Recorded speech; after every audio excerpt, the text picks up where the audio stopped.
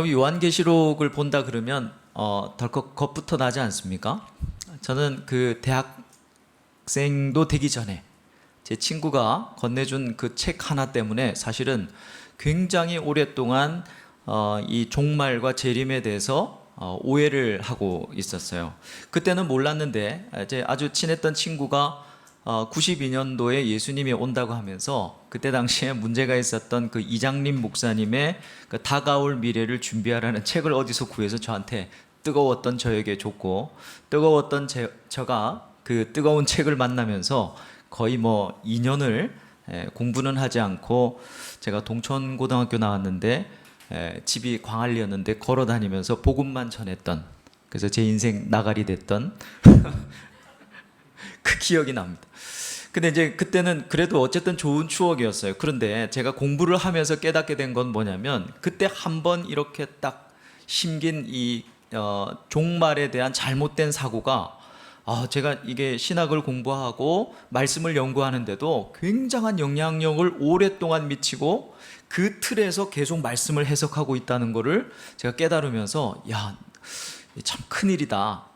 만약에 성도들이 만약 그렇다면, 어디서 잘못된 글을 읽고 막 그렇다고 그러면, 야, 이게 쉽지 않겠구나 라는 생각을 하게 되었습니다. 요한계시록은 사실 전도사일 때 처음 강의를 시작했는데, 하다가 이제 미국으로 가는 바람에 못했던 것을 이제 다시 하려고 하는데요. 이 책만큼 우리를 가슴 뜨겁게 하는 책도 없습니다. 그래서 이거 언제 끝나나, 벌써 시작도 안 했는데, 그렇게 생각하지 마시고 한 주 한 주 주시는 하나님 말씀을 통해서 우리는 종말을 살잖아요. 혹시나 헛다리 짚으면 안 되니까 하나님 주시는 은혜가 있기를 바랍니다. 원래 개론은 좀 재미없어요. 개론은 재미없지만 최대한 은혜스럽게 말씀을 나눴으면 좋겠습니다. 이 요한계시록은 네로 황제 때가 아니고요, 이 황제 숭배를 본격적으로 이제 강요하기 시작했던 이 로마의 10대 황제 도미티아누스의 말기쯤, 통치 말기에, 그때 밤모섬이라는 곳에 요한이 이렇게 유배를 당하고 있었죠. 그에게 임했던 하나님의 말씀입니다. 수신자는 여러분 아시다시피 소아시아의 7교회예요. 근데 소아시아에는 그때 당시에 이 7교회 말고도 골로새 교회라든지 등등의 많은 교회가 있었지만 7교회라고 일부러 7이라고 하는 수를 사용합니다. 당시에 이 로마는 여러분 아시다시피 팍스 로마나의 시대였어요. 오늘날을 왜 팍스 아메리카나 그러잖아요. 그러니까 미국의 패권 이런 것 그럴 겁니다. 이 로마의 평화 이렇게 해서 사실 역사상 최고의 강대국이었을 때입니다.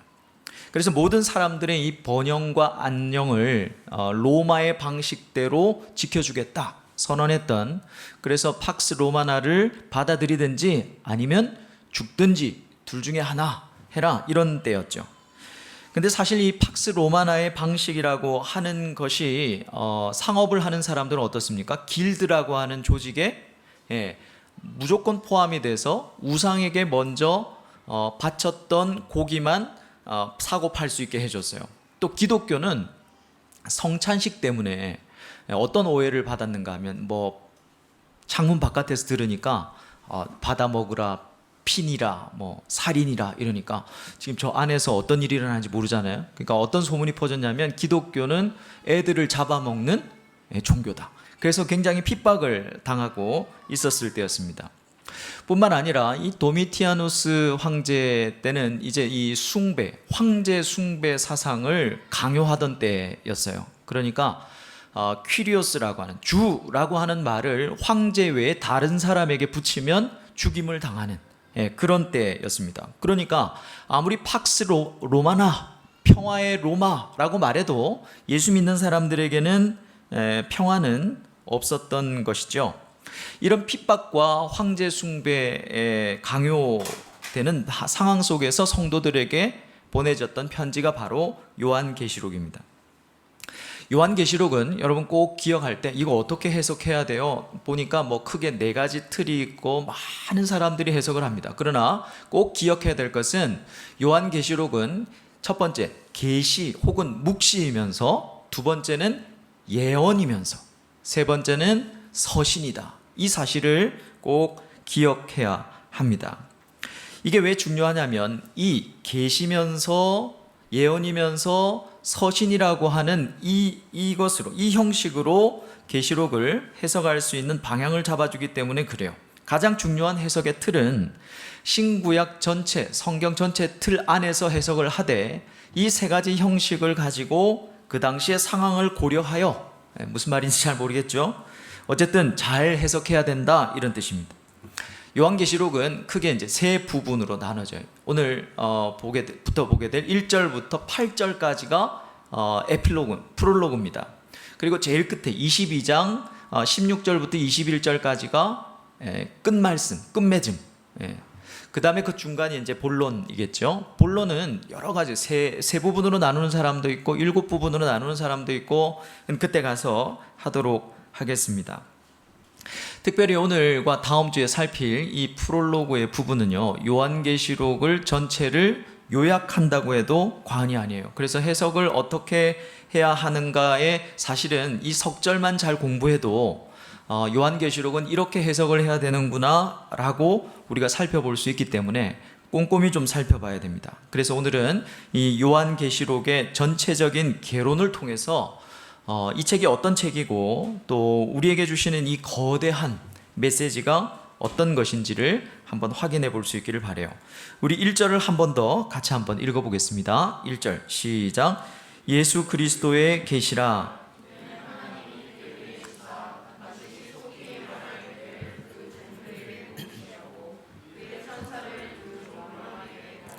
알게 하신 것이라. 1절에 주 동사가 두 개가 있어요. 그게 뭐냐면 한국어로는 조금 애매합니다만 주사라는 말하고 알게 하시다라고 하는 이 두 단어입니다. 그러니까 요한계시록을 왜 주셨습니까? 그 목적은 주셔서 알게 하시려고 주신 거예요. 요한계시록은 다가올 미래에 대한 아주 무시무시한 비밀이 숨어 있어서 해석을 잘못하면 저주를 받으니까 덮어놔야 되는 책이 아니라 하나님께서 주셔서 꼭 알게끔 했던 목적으로 주신 책입니다. 요한은 이 책을 뭐라고 얘기하는가 하면 예수 그리스도의 뭐라고요? 계시라 이렇게 얘기합니다. 혹은 묵시 이렇게도 얘기하는데요. 이 계시, 묵시라는 말의 의미는 폭로하다, 이 덮개를 벗기다, 이런 의미가 있어요. 주로 이 성경에서는 하나님께서 인간에게 드러내시는 종말에 대한 섭리, 이런 것을 계시 혹은 묵시라고 얘기하는데요. 이것을 묵시문학으로 풀어서 쓴 것입니다. 그러면 묵시문학은 뭐냐? 구약에서 유행했던 이 유대인들의 그 문학 사상인데, 이것은 쉽게 말하면 어떤 초월성이 있어요. 우리가 경험하지 못한, 만져보지도 못했고 보지도 못한 어떤 초월적인 실체가 있는데, 그 실체를 여러 상징들을 가지고 마치 이야기를 쓰듯이 써서 그 초월성을, 실제를 가르쳐 주려고 쓴 것이 묵시문학입니다. 자, 그러니까 요한계시록에는 상징들이 많이 나오겠죠. 666이라든지 14만 4천 명이라든지, 그죠? 자, 그런 것들을 많이 썼다라는 것이고요. 자, 그렇게 해서 이 초월성을 설명하기 위해서니까 요한계시록의 시간적 초월성은 종말이죠. 공간적 초월성은 이 땅이 아니라 하늘입니다.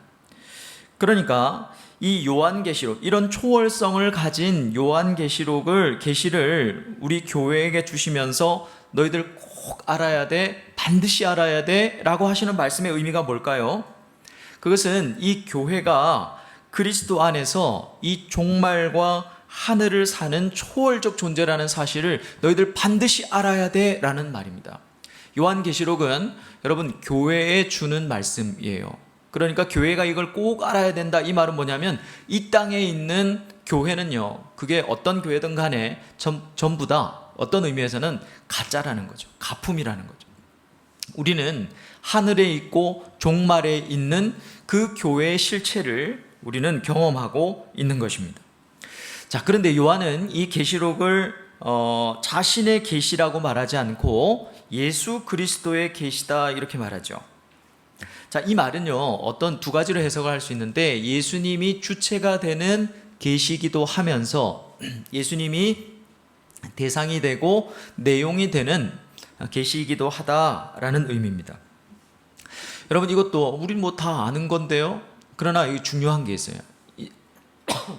현재 해석하는 것들을 보면 이 요한계시록은 마치 노스트라다무스가 예언한 미래의 아주 공상과학 영화 같은 그런 책이 아니라 뭐라는 겁니까? 철저하게 예수 그리스도를 주체와 대상으로 삼는 아주 지극히 복음적 메시지라는 거예요.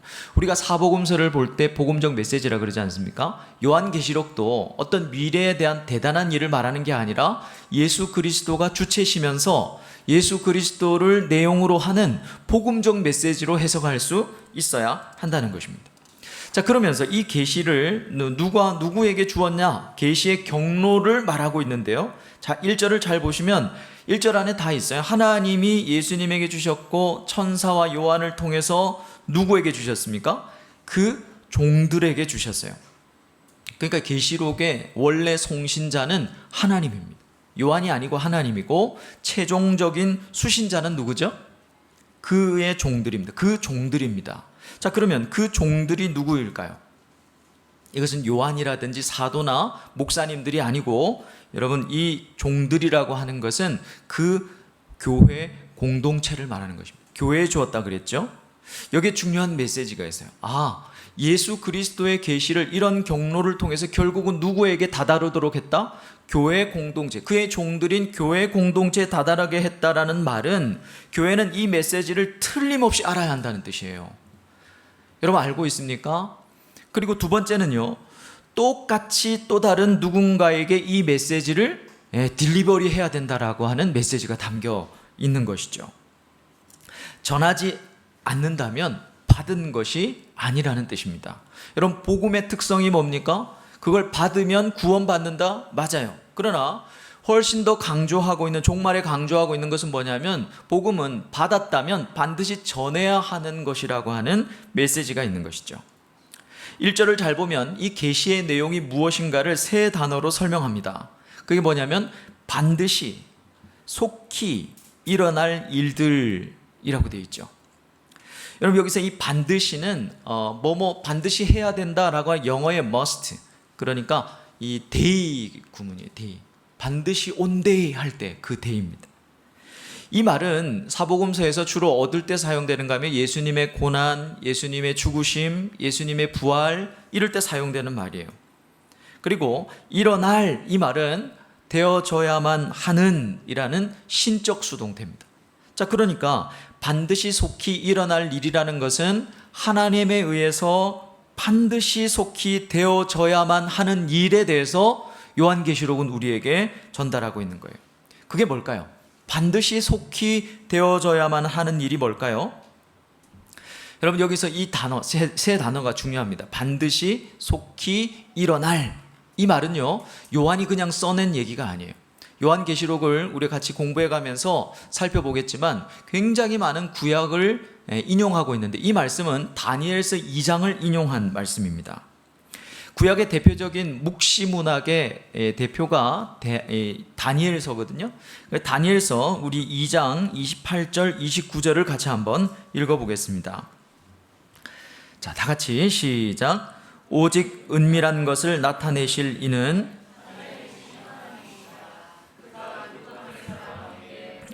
될 일을 알게 하셨나이다.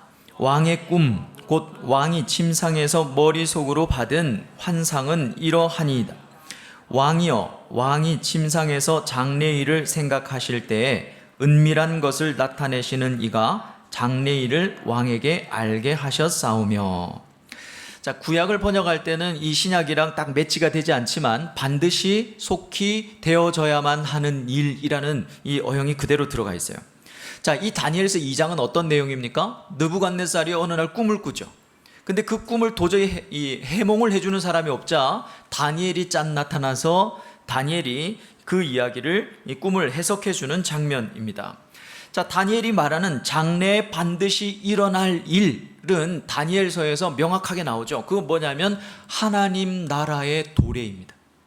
장차 마지막에 하나님 나라가 임한다는 거예요. 그걸 왕이여 당신에게 보여줬습니다. 이렇게 말하면서 어떤 단어를 쓰고 있는가 하면 반드시 속히 되어져야만 하는 일이라는 문형을 딱 쓴단 말이에요. 자, 그러니까 요한이 오늘 요한계시록을 쓰면서 반드시 속히 되어져야만 하는 일이라는 단어를 쓴다는 말은 이 일이 어떤 일이겠습니까? 똑같이 하나님 나라의 도래라는 말이죠. 종말에 하나님 나라가 도래한다는 것을 다니엘이 예언했어요. 그죠? 그런데 요한에 와서 뭐 합니까? 그게 성취되었다는 얘기를 하고 있는 거예요. 그냥 넘어갈 수 없는 얘기라는 거죠. 요한은 이 하나님의 나라를 어떻게 증언하고 있는가? 2절을 보십시오. 요한은 하나님의 말씀과 예수 그리스도의 증거, 곧 자기가 본 것을 다 증언하였느니라.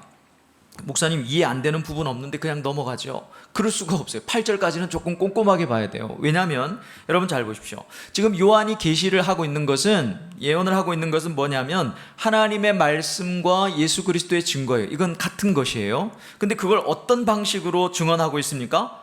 자기가 본 방식으로 해석을 하고 있는 거예요.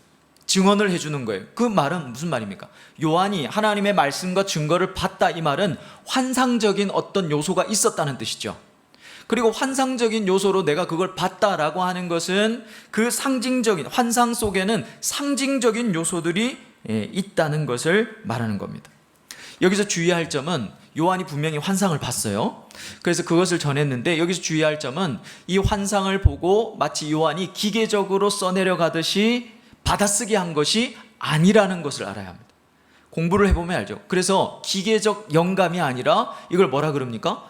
유기적 영감이라고 그러죠. 유기적 영감이라고 하는 것은 여러분 아시다시피 이 말씀과 증거를 잘 증언하기 위해서 요한이 어떻게 했냐면 신구약을 해석하고 구성하고 강조하고 연구하는 역할을 충실하게 했지만 성령께서 딱 붙드셔서 1.1에게 오류도 없게 하셨다. 이게 유기적 영감입니다. 그래서 상당 부분 요한계시록의 메시지는요, 구약의 약속이 혹은 구약에서 하나님이 하셨던 말씀의 성취로 설명되어지는 부분이 굉장히 많습니다. 그래서 이것을 우리가 요한계시록을 통해서 우리가 만약에 해석해낼 수 있다면, 이 요한이 그냥 한 말이 아니라 구약에서 혹은 창세기에서 하나님이 하셨던 말씀이 성취됐다는 걸 이렇게 표현하는구나. 저는 막 연구할 때마다, 공부할 때마다 막 소름이, 전율이 돋는단 말이죠. 여기서 중요한 교훈은 두 가지입니다. 첫째는 계시록의 여러 상징들을 내가 군 꿈이나 오늘날의 이슈와 연결시켜서 해석하면 안 된다는 거예요. 666이라든지 컴퓨터 숫자잖아요, 그죠? 그 다음에 뭐 바코드라든지 이런 오늘날의 이슈랑 요한계시록을 이렇게 막 짬뽕해서 해석하면 안 된다는 거예요. 왜요? 요한도 유기적 영감을 갖고 하나님 말씀을 증거할 때 신구약의 메시지 틀 안에서 구약의 어떤 그 성취로서 요한계시록을 전하고 있는데 우리가 뭔데 21세기에 막 나온 이런 것들하고 막 짬뽕해서 요한계시록을 드디어 목사님 제가 깨달았습니다. 다음 주부터 교회 안 나와도 될 것 같습니다. 뭐 이렇게 하면 안 된다는 거예요. 두 번째는요, 우리도 하나님의 말씀을 그저 배운 지식, 습득한 지식으로 전하는 게 아니라 내가 보고 체험한 것으로 증언해야 한다는 것입니다. 여러분, 인생을 좀 살아보니까 인생이 어떤 것 같습니까? 물론 살 날이 많아서 아직 뭐 깊은 성찰은 없을 수도 있겠습니다만 조금 더 살아보니까 이 하나님 인생이라고 하는 것이 결국은 하나님의 말씀이 그런 것이구나 깨달아가는 그런 과정인 것 같아요. 이제 내 것이 되어 가는 것이죠. 여러분 3절 말씀을 같이 한번 읽어봅시다. 3절 시작. 이 예언의 말씀을 지키는 자는 복이 있나니 때가 가까움이라. 자, 앞에서 요한계시록은 세 가지라 그랬어요. 계시 혹은 묵시이면서 동시에 두 번째 예언이면서 세 번째 서신. 자, 외웁시다. 이번 주에 외워야 될 구문. 자, 다 같이 시작. 미안합니다. 계시, 묵시이면서 예언이면서 서신이다. 우리 협동 목사님 아주 감사합니다.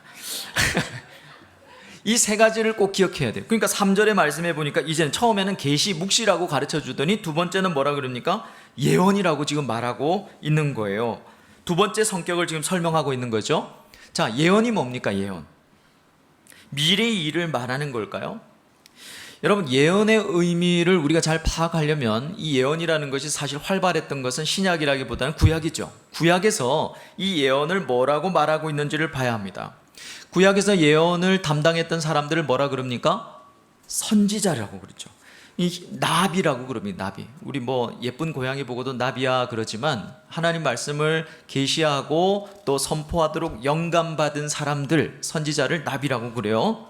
자, 그런데 이들의 예언을 다 조합해서 한번 연구를 해보면 이들의 예언은 사실은 미래에 관한 내용이라기보다는 오히려 현재에 있는 하나님의 백성들에게 전하는 메시지였어요.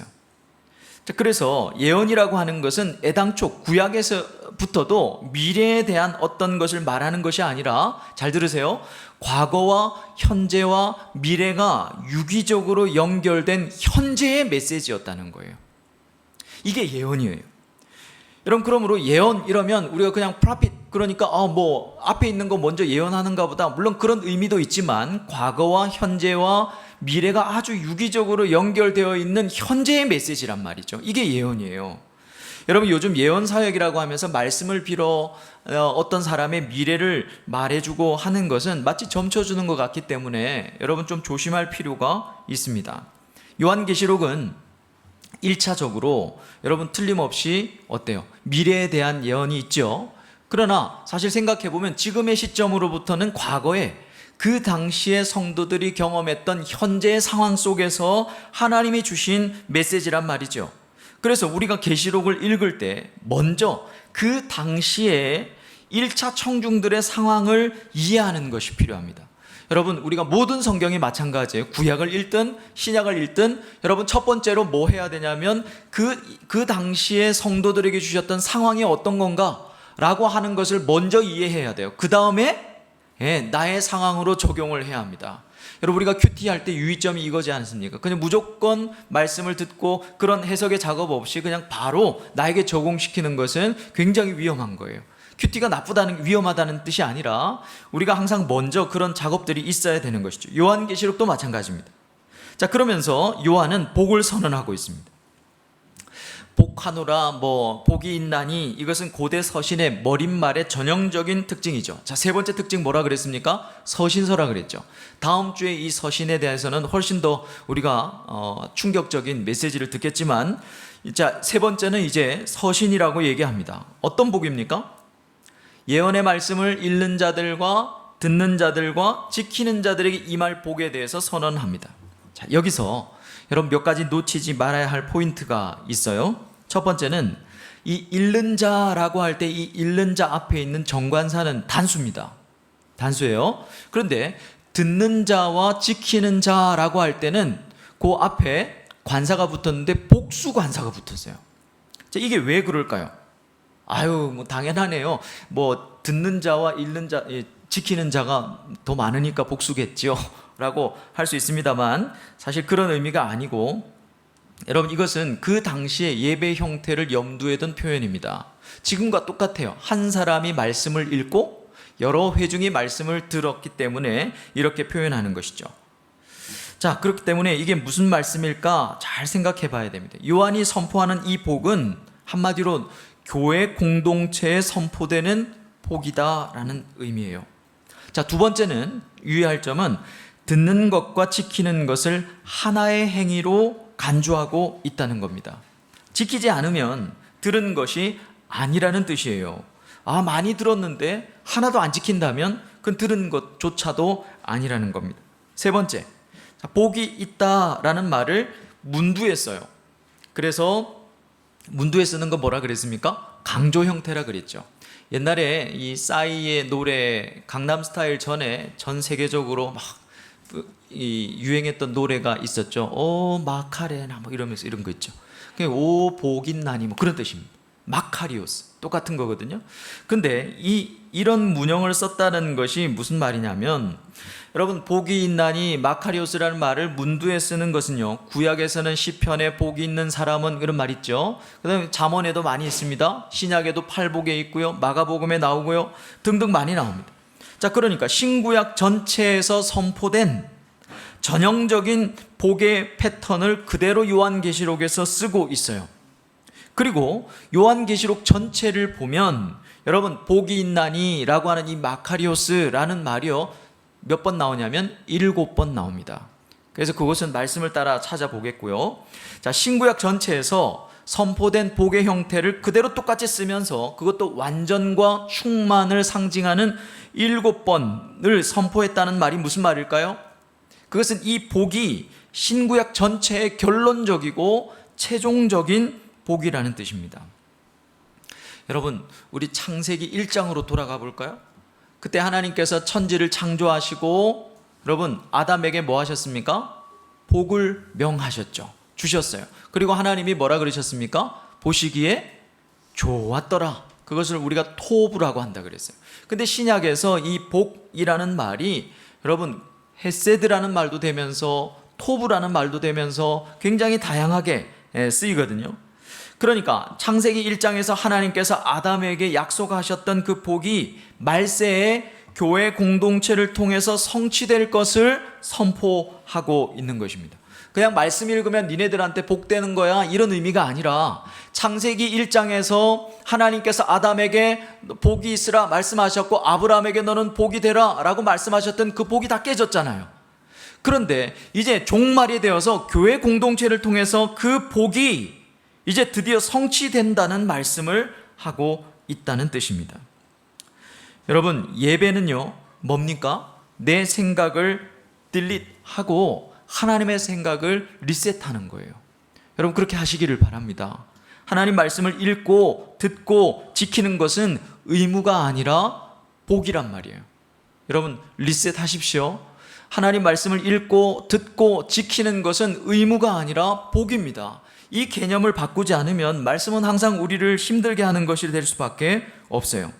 결국 말세에 우리에게 주어질 마지막 복, 신구약의 장대한 역사를 흘러오면서 우리에게 선포된 복이 여러분 말씀과 관련된다는 사실을 잊으면 안 돼요. 잊으면 안 돼요.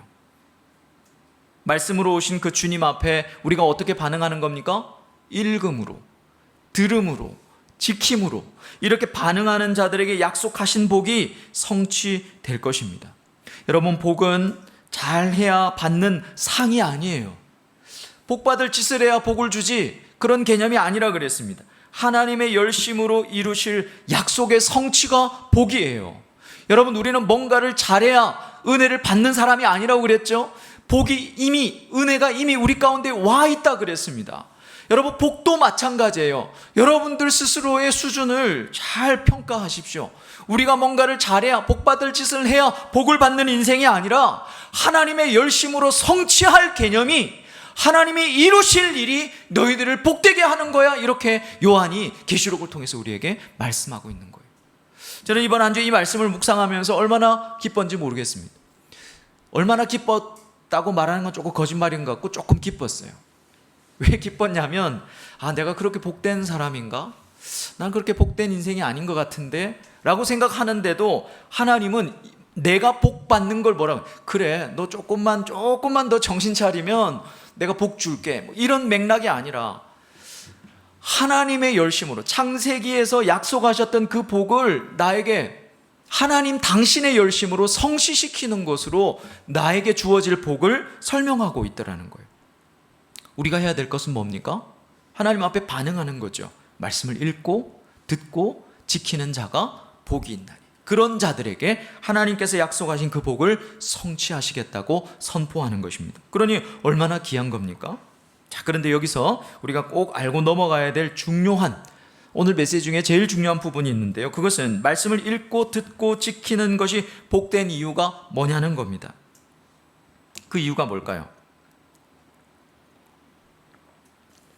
부모 말 잘 들으면 자다가도 떡이 나오니까 하나님이 말씀을 읽어라 그랬는데 예 그러면 착하네 그러고 떡을 하나 더 주시는 개념이 복일까요? 여기 3절의 말씀에 보면 요한은 왜 이게 복되냐? 때가 가까움이니라 이렇게 끝나죠. 때가 가까움이라 끝에 저 앞에 뭐가 하나 생략이 됐어요. 뭘까요? 가르. 왜냐하면 때가 가까움이니라 이렇게 설명합니다. 자, 그러니까 저게 복된 이유는 때가 가까웠기 때문이에요. 이제 이 복이 성취될 때가 되었다는 것입니다. 자, 그러면 오늘 우리 말씀에서 제일 중요한 질문, 이 때가 어느 때일까요? 때가 가까움이라, 가까움이라는 말이 뭐죠? 아직 안 왔는데 좀 더 가까워졌다, 이런 의미니까 때가 가까움이나, 우리는 단편적으로 이 때를 어떻게 생각하냐면 예수 그리스도의 재림이라고 생각합니다. 아니에요. 아셨습니까? 몰랐죠? 몰랐는데 이런 눈빛을 저는 기대하고 있어요. 이 마스크를 쓰고 있으니까 이게 주거니 박견이가 잘 안 돼요. 과연 그럴 뜻일까 한번 생각해 봅시다. 이 때가 어느 때인지를 여러분 잘 이해해야 됩니다. 이 그레고리 빌이라고 하는 아주 요한계시록의 유명한 선생님이 계시죠. 이분이 이 때를 마가복음 1장 15절과 관련된 아주 밀접한 연관이 있다, 이렇게 설명을 해요. 우리 마가복음 1장 15절 같이 한번 읽어볼까요? 자, 시작. 이르시되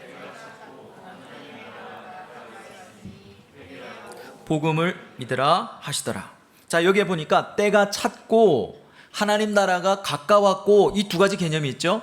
자, 그런데 때가 찼다라는 말은 아직 찼다는 말이에요, 안 찼다는 말이에요, 차고 있다는 말이에요? 잘 모르겠지만 어쨌든 완료형입니다. 이미 찼대요. 이미 가득 다 찼답니다. 그 다음에 하나님 나라가 가까웠다, 이 말은 완료형일까요? 완료가 되어가는 걸까요? 됐다가 안 됐다가 하는 걸까요?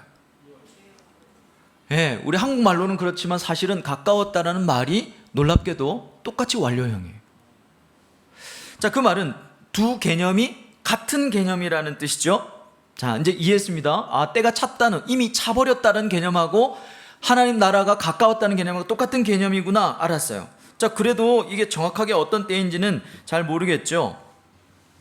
요한계시록 22장 10절 말씀에 보면 이렇게 말합니다. 또 내게 말하되 이 두루마리의 예언의 말씀을 임봉하지 말라, 때가 가까우니라, 이렇게 되어 있어요.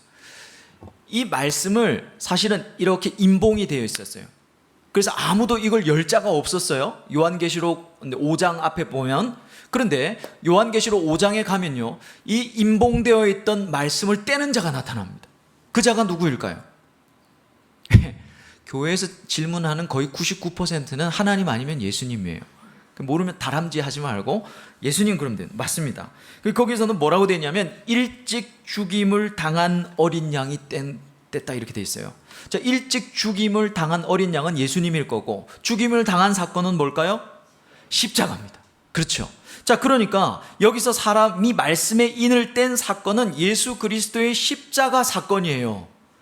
십자가 사건으로 때가 찼고 가까워진 것입니다. 그러므로 때가 가까움이라, 오늘 본문에 때가 가까움이라, 이것은 재림이 가까웠기 때문에 이제 읽고 듣고 지키는 자가 복이 있다는 말이 아니라, 잘 들으세요, 십자가의 죽음으로 이미 때가 왔기 때문에 하나님의 나라가, 다니엘서가 종말에 하나님 나라가 기어이 도래할 건데 그게 정말로 이제는 왔다는 거예요.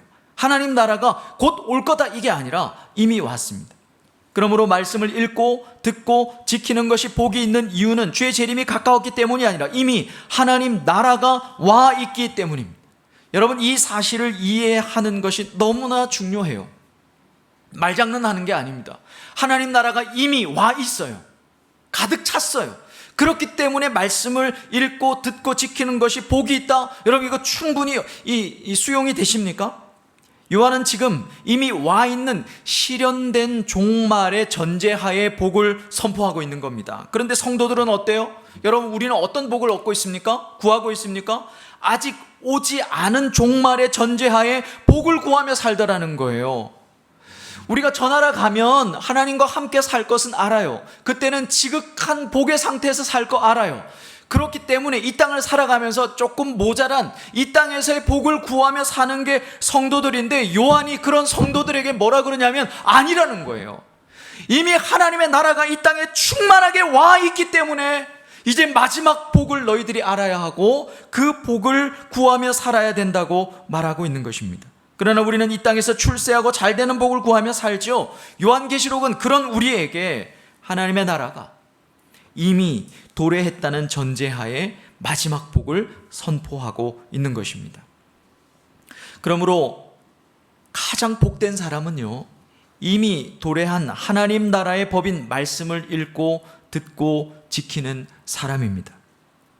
여러분, 아멘이 되시겠어요? 이 사람이 하나님 나라에서 가장 출세한 사람입니다. 앞으로 장래가 촉망한 여러분 앞으로 굉장히 많은 일들을 해내고 대단한 역사를 이룰 것 같은 여러분들에게 여러분 이것이 아멘이 되냐고요. 내 이 땅에서의 마지막 복은 하나님의 말씀을 읽고 하나님 말씀을 듣고 하나님 말씀을 지키는 것으로 살겠습니다라고 하는 아멘이 되냐는 말입니다. 여러분 이것이 인생 최고의 복이요, 성경이 말하는 마지막 복이요, 복의 결국입니다. 요한이 말하고 있는 이 복은요, 약속의 성취예요. 창세기에서 말하셨던, 그리고 아브라함에게 약속하셨던 구약과 신약의 이 장대한 역사를 오면서 하나님이 약속하셨던 그 복의 성취가 결국은 어떤 모양새로 나타나는가 하면 저 사람이 구석방에서 하나님 말씀을 읽고 말씀을 듣고 하나님 말씀을 지키는 것으로 묘사가 되는 거죠. 여러분, 지질이 궁상이 말씀 앞에서 짜는 걸 거예요. 하나님 말씀을 읽는데 하나님 말씀 때문에 너무 감격스러워서 밤에 다 가족들 자고 있는데 내 방에서 하나님의 말씀에 형광펜을 끄면서 하나님 말씀대로 살고 싶은데 하나님 안 돼요라고 막 몸부림치는 그 모습이 참 지질이 궁상인데, 여러분 그것이 하나님 나라, 그 위대한 하나님 나라가 이 땅에 왔고 그 위대한 하나님 나라에서 최고 출세한 자의 모습은 하나님의 말씀 앞에 가슴 조이면서 아파하면서 말씀 때문에 감격하면서 가슴이 벌렁 벌리는 그런 경험이 있고 하나님 말씀대로 살고 싶어서 하나님 나에게도 좀 힘을 달라고 기도하는 그런 모습이라는 거죠. 여러분, 이게 아멘이 되냐고요. 우리는 어떤 복을 추구하며 살고 있습니까? 어떤 복을 구하면서 여러분 밤잠 설치고 그렇게 구슬땀을 흘리고 마음을 졸이며 살아갑니까? 인생 최고의 복은 이 세상 나라에는 없어요. 하나님 나라에 있습니다. 교회는요, 굉장히 특이한 유기체라고 그랬죠. 이 땅에 교회가 이렇게 많지만 진짜는 하나도 없어요. 진짜는 다 하늘에 있고 종말에 있어요. 그 다리가 이렇게 문어다리 내려오듯이 이 지상에 이렇게 뻗어서 교회란 이런 거야 보여주는 거예요. 여러분, 우리 로스처치의 사명은 뭐겠습니까? 진짜 제품인 진짜 교회를 이 땅에서 우리가 흉내내는 거죠. 드러내는 것입니다. 더 커지는 게 아니에요. 더 복받는 게 아니에요. 그렇게 빨리 부흥하셨어요? 아마 모르긴 몰라도 제 바램도 아닙니다만 지나고 나면 막 사람들이 로스처치를 막 이 교회에 막 이 처치 브랜딩에 막 그걸로 삼고 그랬으면 좋겠다. 그러지 않을지라도 여러분, 우리에게는 스토리들이 많이 있습니다. 정말 하나님 앞에 우리가 생각만 했더니 어때요? 커피 머신도 우리가 사야 되는데 하면서 자매들이 막 고민을 하다가 너무 비싸서 다음에 그랬는데 저 커피 머신이 2개가 서울에서 날라왔잖아요. 여러분, 매주마다 200km의 시간을 막 이 거리를 달려서 예배드리는 형제가 있습니다. 어제도 얘기했지만 그 차는 나중에 우리가 강대상으로 쓰든지 아니면 기념관에 우리 박물관 하나 만들든지, 그래서 아무도 집이 멀어서 교회 못 온다는 얘기를 못하도록 확 누를 용으로. 여러분, 여러 가지 우리가 옛날 얘기할 때도 오겠죠. 그때는 우리 토요일마다 모여서 세팅했어 뭐 이런 얘기도 하면서 할 때 있겠죠. 그러나 여러분, 우리에게 가장 중요한 것은 무엇입니까? 우리가 얼마나 이 땅에서 성공했고 이 땅에서 얼마나 대단한 교회가 되었냐가 아니라 우리 교회를 보면 진짜 교회를 상상하는 감격이 있어야 되는 거죠. 여러분, 서로에게 좋은 공동체가 되어주실 수 있기를 바랍니다.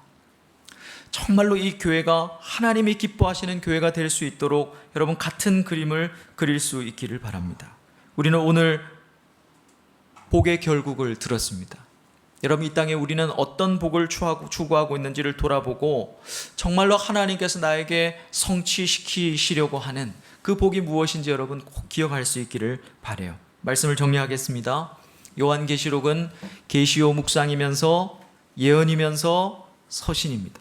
이 세 가지를 왜 외우라고 했습니까? 이 세 가지 틀 안에서 요한계시록을 해석해야 되기 때문에 그렇습니다. 계시, 묵시라고 하는 말은요, 성경 전체의 문맥에서 상징들을 해석해야 된다는 뜻이라 그랬죠. 예언은 무슨 말입니까? 미래 공상과학 영화가 아니라 성경은 현재 상황 속에 주어지는 성취된 메시지라는 뜻이고, 서신은 뭐겠습니까?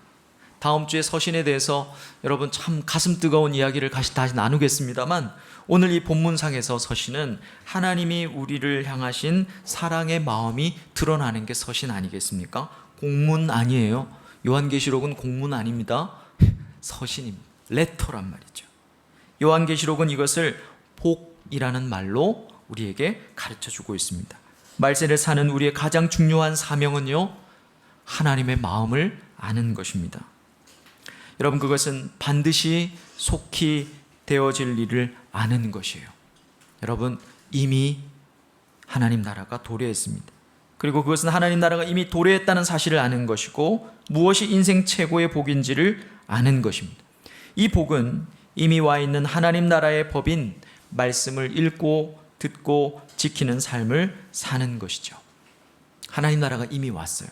그러니까 그 나라의 법을 읽고 법을 배우고 그 법을 지키는 자가 하나님 나라에서 가장 출세한 자인 것입니다. 여러분, 말씀 앞에 내 생각을 내려놓고 딜릿하시고 하나님의 생각을 다시 리셋하시기를 바랍니다. 말씀은 의무가 아니고 복입니다. 복은 상이 아니라 말씀의 성취입니다. 다시요. 말씀은 의무가 아니라 복입니다. 복은 상이 아니라 하나님의 약속의 성취입니다. 나 같은 자를 향해서 하나님의 말씀을 성취해 가시는 하나님의 열심이 있고, 그 결과물이, 그 열매가 복이래요. 여러분, 우리는 가치 있는 인생입니다. 그냥 나 하나, 그냥 아유 나는 삼류지 뭐 변두리 인생이지라고 말할 만큼 그렇게 값어치 없는 인생이 아니에요. 하나님이 인류 역사를 통해서 우리를 복주시고자 하는 것을 성취하시려고 하는 존재가 바로 저와 여러분들입니다. 비록 조금 힘들고 막막할지라도 하나님 앞에 이 복을 구할 수 있기를 바라요. 지금껏 내가 추구했던 복은 무엇인지 점검할 수 있기를 바랍니다. 하나님, 하나님의 뜻대로 살고 싶습니다. 하나님께서 계획하신 그 복이 내 삶에 충분히 풍성히 성취되게 해주십시오. 여러분, 다시 우리가 말씀 앞에 결단하는 시간을 갖기를 바랍니다.